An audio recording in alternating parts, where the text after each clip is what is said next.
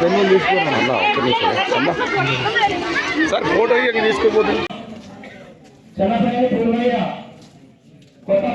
కమ్మడి నాగమణి అర్జున్. అంతా ఉన్న చిన్న పెద్ద అందరికీ నమస్కారం.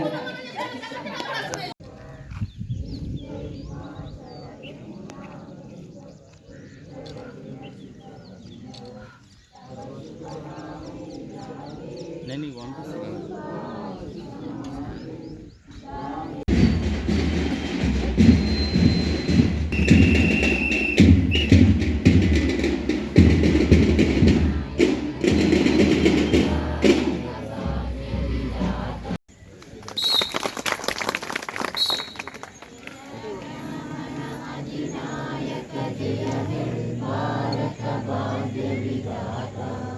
పంజాబ సింధు గుజరాత మరాఠా ద్రావిడ ఉత్తర గంగ వింధ్య హిమాచల యమునా గంగ ఉజ్జల జగతి తరంగ.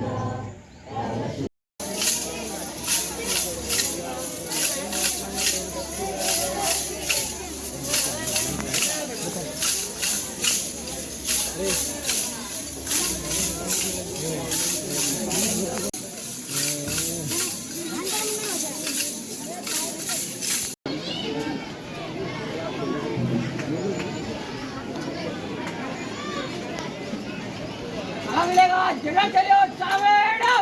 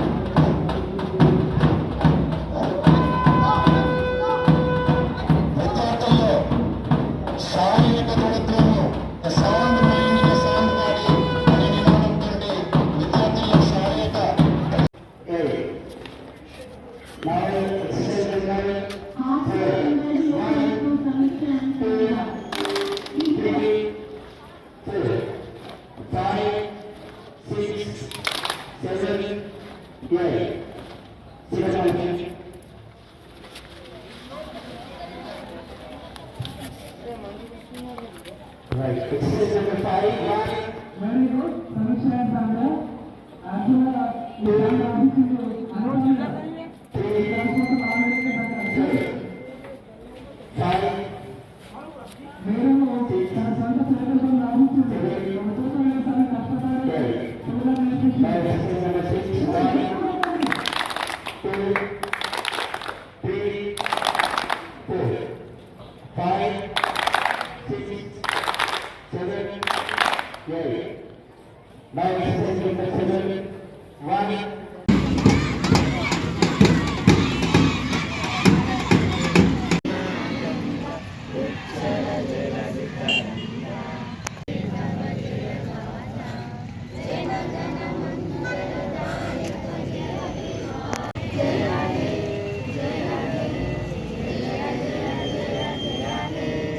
स्वतंत्र भारत माता की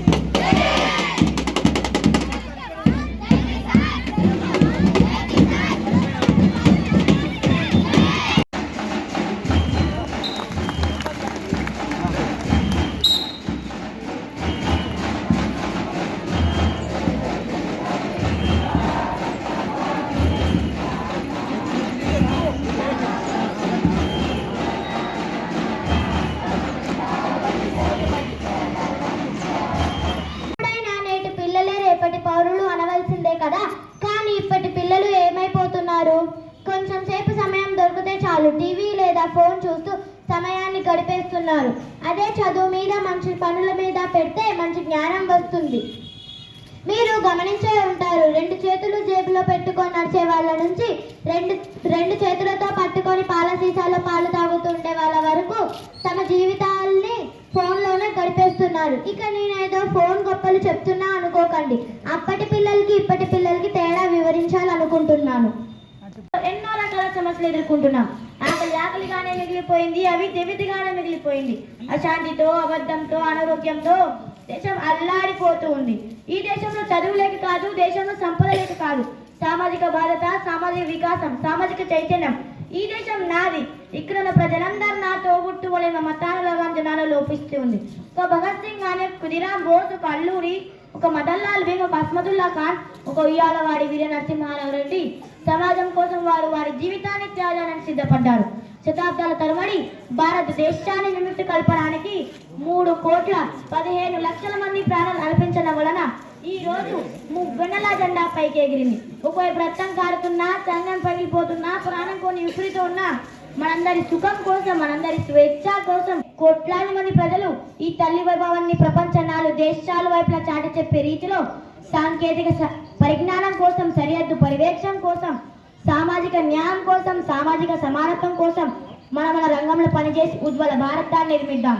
ఖగోళ శాస్త్రం పుట్టింది ఈ దేశంలోనే. ప్రపంచ నైతం అంటే ఎరిగని రోజులు సుచిత్రి చికిత్స చేసింది ఈ దేశంలోనే. వేలాది సంఖ్యలేక శాస్త్ర సాంకేతిక రంగాలలో అద్భుతమైన ఫలితాలను సాధించింది ఈ దేశం.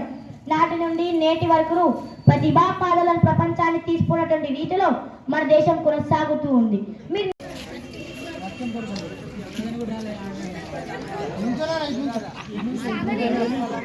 తెలుసుకో, ఇది చెబితే పదాలు మాత్రమే, ఆచరిస్తే అర్జున గాంధీవం నుంచి దూసుకొచ్చిన అస్త్రాలు. మీరు భారతీయాన్ని గర్విస్తారు కదా, అయితే నాతో చెప్పండి, జై భారత్.